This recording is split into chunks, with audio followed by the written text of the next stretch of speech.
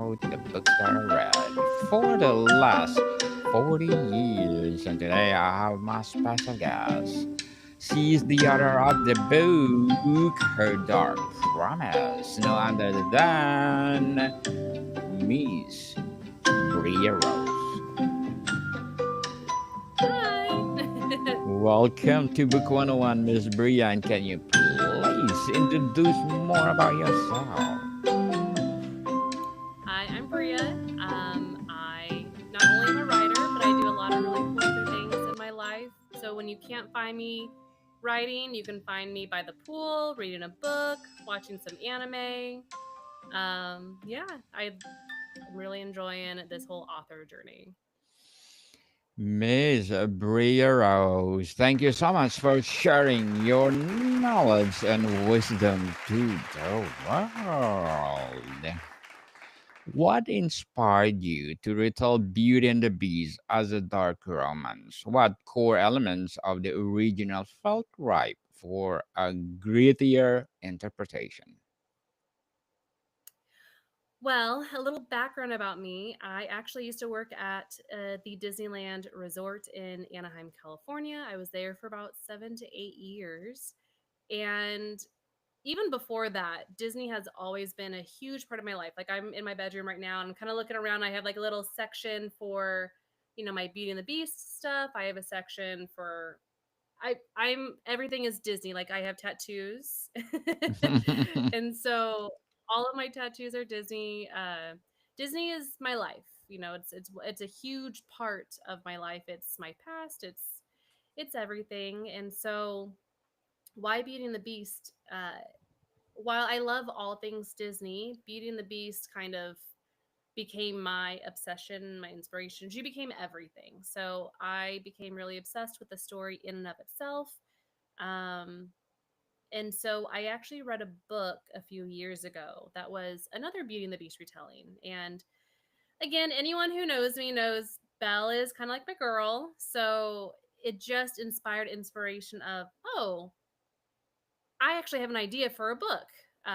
The whole writing journey has been a little wild. I started writing a book with my friend in high school, and I wrote that recently. It's kind of like 12 years later, we're coming back to writing. I feel like I got bit by the writing bug, and I came back to it, but my friend has been really busy with her own career, her own life, and I completely understand that, but I just knew I had to write. So I'm like, you know what? Do your thing. We'll come back to our story later. I have an idea for this book because I read this out. I have this idea and I have to write it. So I did, and it turned into Her Dark Promise. And there's a lot of the original story from Disney in there. Not really, really the only inspiration that I drew from for my book. So when you read it, if you have watched the movie at least once, you'll see little touches. Like there's a castle in the middle of the Forbidden Forest that Yes. is hidden away from the rest of the world. But the way that my story differs is Belle's the Beast. So as you can see, we have my beautiful cover. I love it so much. The inspiration for the cover was the beast's portrait in his room. It's slashed. So when I rewatched the movie to kind of like, because I don't watch it all the time, it is my favorite, but I kind of need reminders and some inspiration for cover art. And I'm like, you know what? Let's have my character with the slashes as if it's a portrait. So that's Miss kind of where my, Bria, yeah, that's where my story differs. indeed interesting, Miss Bria. How did you balance homage to the fairy tale with the need of subvert expectation for dark romance readers? There is just something amazing about writing something that has more grit. I knew I was never going to write a young adult story. I don't really know how to do it. I've tried. It's not really in me. It's just the way that I write, I'm learning is it has to be in my head for it to come out on paper. Okay. So that just kind of I kind of went a darker avenue. I'm like, okay, what if Belle was a beast? What if she kind of went crazy? What if she was cursed and she was betrayed? And we have all these big emotions. And I didn't, I wanted to really delve into how this woman would feel being betrayed and cursed and living alone for over 300 years. And it's just the way it worked out. Just turned into more dark romance. But I always knew that I would most likely write dark romance. It just spoke to me. I don't really know how else to explain it. And which traditional elements? The enchanted castle, the rose, or taming the beast took a new, darker meaning for your version? Yeah, so we have the castle in the middle of the Forbidden Forest. We have Belle as the beast. She was cursed by someone who was very close to her. I do still have the characters of Beast and Gaston. So, but I turn them into brothers, where Gaston is the older one and the Beast is the younger brother.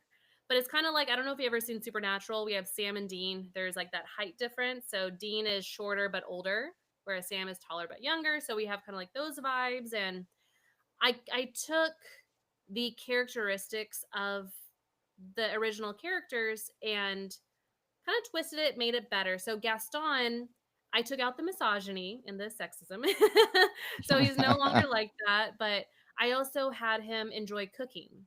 I kept him as a hunter, uh, but he's also very prideful. You know, he loves competition. You know, so him and the Belle character, her name is Calathea Rose. Uh, Yes. they butt heads a lot, and they are very similar. They're, you know, very prideful, very guarded, um, very hard headed. So whereas the Beast, he's intellectual, so he's very smart. He's a scholar. He wears the glasses. He has the dirty brown, you know, dirty blonde hair. He enjoys reading. He's so deep, but he's also analytical. He's actually the comedic relief of the story. So if you know, whoever ends up reading it, hope you do. From like the moment we meet the Beast character, he's just hysterical because the first so little bit of background. Gaston shows up at the castle first. The Beast comes to kind of look around, like, "Hey, have you seen a guy, short, you know, black hair? Have you like very muscly? Have you seen him?" So he has been kept in a tower. The first thing that he sees is like the Beast sees Gaston, his brother, tied to a chair, and he doesn't say, "Oh, are you okay? What happened?" He's like, "What did you do? What did you do to have her, you know, put you in the tower?" So it's just they were very fun characters to develop and mold. But I took out the enchanted objects and I added a couple extra characters, and it's very magical. So there's a lot of different touches. Like my favorite one probably would have to be Claythea Rose Everhart is her name. So Everhart is the last name of the voice actor who played Maurice. So a lot of really cool touches. Your beast is described as terrifyingly magnetic. How did you craft his darkness to feel both threatening and compelling? Um, Calathea is, I feel, a character that a lot of people can relate to. You know, she has been alone. She's been cursed for over 300 years. She's been alone. She's sat, you know, back in the medieval times, they didn't have therapy, you know, so she's had to sit with all of these feelings of abandonment, betrayal, rage, anger. She wants revenge. You know, she is livid about her entire situation. She's also full of guilt and remorse. And so she's battling all of these different emotions, and that's where the darker parts come in. You know, she deals with a lot of different traumas, and she has a few different addictions. You know, she does have like an eating disorder, and she there's really nothing to do. She is literally bound to her castle and just a little bit of the land. So she has books, but she's been alone. So it was a lot of fun. I mean, it's not fun what she went through, but it was. very different to try and emulate this dynamic character who's very sassy and sexy, but also has deep parts to her that because she built up a wall, so that's kind of like where the gritty part comes in. She's all of these things, but she's also more. I feel like a lot of people are going to really be able to empathize and relate to her for sure. Miss Bria, what vulnerabilities or traumas did you give these characters to justify their morally great choices? Well, Calathea, some trauma. So Calathea's family was taken away from her, um, pretty much all at once. Like her sister got killed, got unalived. I don't know what I can say, what I can't say, but her sister got unalived. Her entire kingdom was wiped out in a matter of a second. So she was betrayed. The other traumas, I've given her addictions because so that's basically Calathea's trauma, right? She is dealing with also guilt of should she, because she was betrayed by somebody, but she betrayed the person who betrayed her, so she's like sitting there for centuries thinking, did I do the right thing? Should I have just kept my mouth shut? Who knows? So there's a lot to unpack with Calathea. Whereas Gaston, he's head of the household. His father is a very awful person. His father's misogynistic, very sexist. The woman should be in the all she's good for is having babies, stay in the kitchen, clean the house. And the father is head of like the town that's outside of the lands. So the Gaston character, who is named Bastien, he is dealing with trying to be perfect, trying to take care of his siblings, live up to his father's expectations, trying to deal with a lot of issues going on with him. There's a lot going on with him that I don't want to spoil it, so I won't say too much. But there are other things going on with that character that leads him to relying on alcohol. Also a feeling of, because Calathea traps him. He comes onto her land. She thinks that he's there to harm her people, when really he was like, I just stumbled upon this castle. I had no idea it was here. I'm just trying to hunt the beast. And like a beast, there's a rumor that a beast is supposed to stalk the land and like kill people, whoever comes into the forbidden forest. So there's a lot of misunderstanding in the very beginning, but she realizes, she's like, I can't let you go back home because you're going to tell everybody you're to come. Now you're going to come hurt me because I kind of hurt So she's like, you have to stay. Either I kill you or you stay forever. You have two choices because I'm not going to let you hurt me or the people that I have sworn to protect. Um, yeah, there's a few more characters. We have like domestic violence. We have um, a little bit of SA, but not crazy. So 100%. Yeah, I've put them through the ringer for sure. What's the biggest challenge in making a villain love interest feel redeemable to readers? That is a really good question. My editor Aaron and I really worked on making her villainous, Yes. while also making people love and relate to her. Because she does uh, kill a few people, even in chapter one. But it's people who deserve it. She's angry at the right people. She doesn't hurt anybody because she's just angry. She protects those that she feels needs protected, and she doesn't beg anyone to stay with her. In fact, she'd rather actually be alone. But she's like, you know what? You can stay if you want. Just kind of leave me be. I'm kind of going through my own thing. So she has really attracted these broken people. So this castle was full of sadness and dread and betrayal, all these different things. But 300 plus years later, this castle is now kind of like a beacon for lost and broken souls. And that's actually who I dedicated my book to. I have a special edition of my book that I can finally tell people now. Yes. Um, so pretty. But the reason why people can relate, because this book was written for this like scarred broken soul. So I wrote my dedication like, for the scarred souls, may you find the strength to heal and embrace those who cherish every fragment of your being. So Calathea found her found family. You know, she found people that aren't asking her to change. They love her exactly the way she is. The crazy, but also loving. She's incredibly loving, and she's fierce, and she's protecting. She's very fierce, very loyal too. Miss Bria, thank you so much for sharing her dark promise to the world. And as an author, what are your short term and long term goals? Say it again. I'm so sorry. What are your short term and long term Oh. goals? Okay, I'm so excited to be sharing some news. So I one more time. I'm all Her Dark Yes. Promise.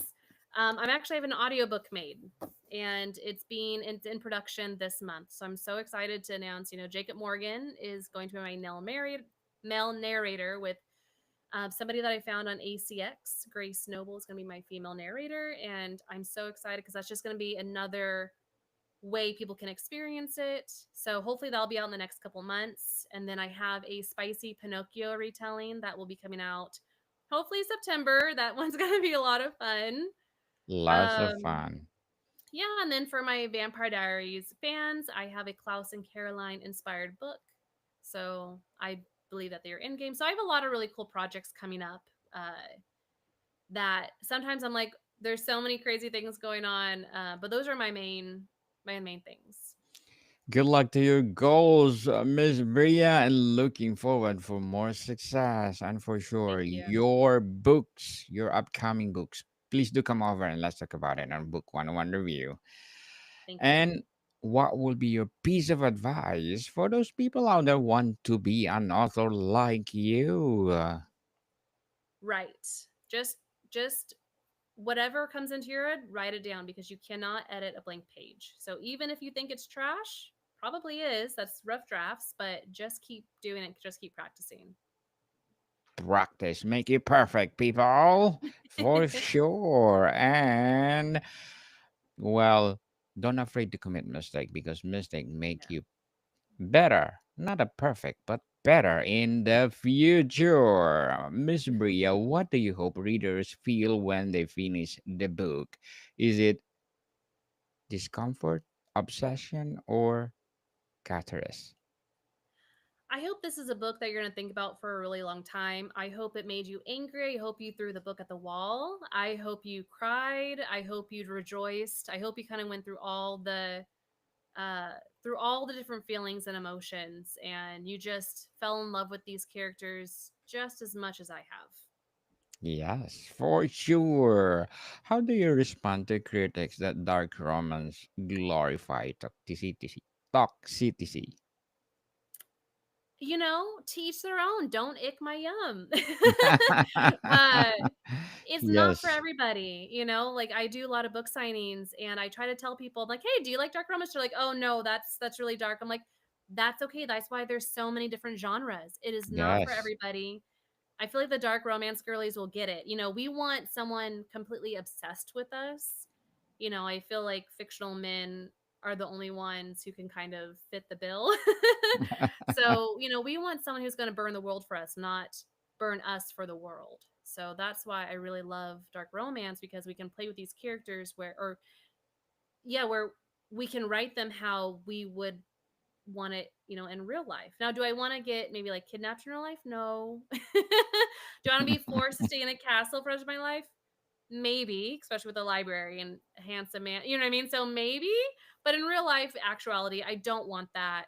It's a fantasy, and Yes. it's okay to partake in certain fantasies as long as they don't hurt anybody or yourself.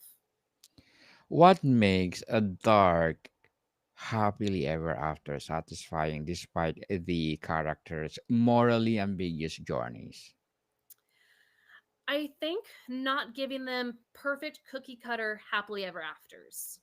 Some of my favorite one of my favorite authors is Rena Kent, and on every podcast, I swear I always say she's my inspiration.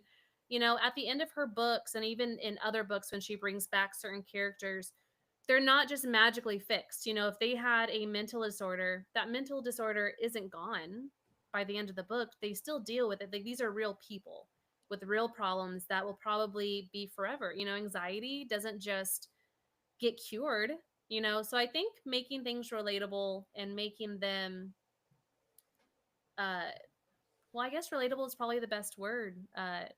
I mean, I have anxiety, and while there it flares up and doesn't, you know, kind of goes up and down a little bit, I don't think it'll ever go away. So, kind of like whatever trauma I gave and whatever I gave these different characters, they're still going through it, you know, throughout their life.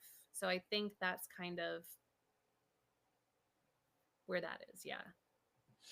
What research or psychological insights inform your portrayal of trauma, power, or desire? I, because I gave them such specific traumas, I wanted to make sure that the reactions that they were having were uh, what someone would have in real life. So I watched documentaries, I watched different TV shows, I read books where, because a lot of my research, I feel like I read books for pleasure, of course, but a lot of the books I read are in the same type of genre. Like I'm currently writing a character who is very unhinged. Yes. So I'm trying to like absorb a whole bunch of different unhinged type of main male characters, you know. So a lot of my research has, you know, I really delve into like Reddit stories or people stories, or, you know, I do my best to try and get into their minds. If you compared your bees to others' iconic dark romance antiheroes, what set him apart? Well, Calathea, I feel set apart from other like Beauty and the Beast retellings, like other beasts.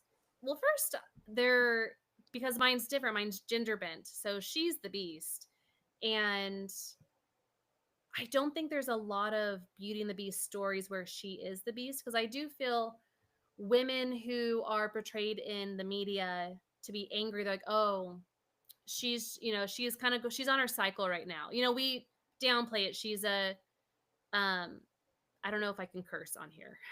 Can I say the B word? You know, people might say she's a B word, or, you know, Yeah. like she, I didn't want to downplay what she went through. So she is very relatable. I feel like, cuz her trauma makes her beastly. You know, there's a lot of women who are angry. They're like, "Oh, you don't have a reason to be angry." I'm like, "Well, if your entire family was like murdered right in front of you, you might be a little angry." You know, and your feelings are valid. I think that's where I really try to hone in on everything that she's feeling, and the way she's reacting to it is, they're valid. You know, it's, she's not really hurting anyone but herself, and she needs help, but thank goodness her found family does help her through it. So I feel like a lot of people, that's where she differs, is that just dynamic, the way that I wrote her. Sometimes I'm surprised myself. I'm like, did I do that? It's, I don't know. I love her journey of just self love, you know, because she starts from not loving herself at all and kind of using humor and sexy and sassy as like shields. And slowly she just goes through this transformation of, okay, I guess I can love myself a little bit, you know, and that's just was a key to everything, is just accepting her past and letting go of it and kind of moving on. Miss Bria, before we wrap up our discussion for today, I'm inviting you to please do listen to my other podcast, people. My other podcast, because my abstract essay is already in fifth season, abstract poetry in second season, and book 101 review in fifth season too, comedy 101 in second season, and food 101 in fifth season as well, geography 101 in fourth season, and law 101, my baby podcast, as well as my mental health 101, love letters in third season, and movie 101 review and music 101 in fourth season, and science 101 and sex 101 in first season. Please listen to them wherever you listen to podcasts. Miss Bria, one thing you want readers to understand about dark romance as a genre after reading your book. All feelings are valid. Everyone goes through trauma. You need people who are going to accept you exactly for who you are. And I really hope that we all go through things in life, and we need people there to support us. So I hope, after this, you feel a little bit at home. Very well said, Miss Bria Rose, and thank you so much for sharing your books to the world. So, can you please invite our listeners to support your books as well as your advocacy to the world? Yes, I would love if you could follow me. I my TikTok and Instagram are author Bria Rose. My website, pretty much everything is author Bria Rose. My website, authorbriarose.com.